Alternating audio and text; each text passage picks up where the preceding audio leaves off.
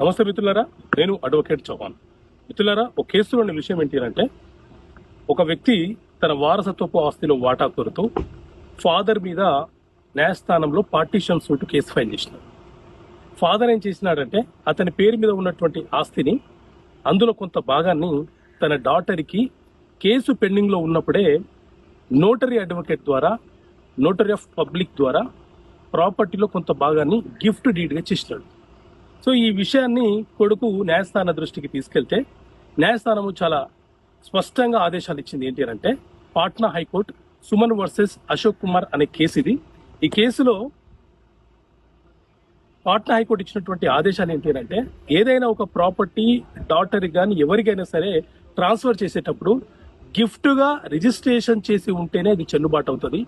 Notary ద్వారా ఇచ్చే ఏ property యొక్క హక్కులు అనేవి సంక్రమించబడవు, మారవు అని అర్థం. అంటే నోటరీ ద్వారా ఒక వ్యక్తి పేరు మీద ఉన్నటువంటి ఆస్తులు మరొక వ్యక్తి పేరు మీదకి బదిలీ కావడానికి, హక్కులు మార్పిడి చేయడానికి అవకాశం లేదని చెప్పి పాట్నా హైకోర్టు చాలా కీలకమైనటువంటి ఆదేశాలను ఇచ్చింది. Okay friends, thank you. జై.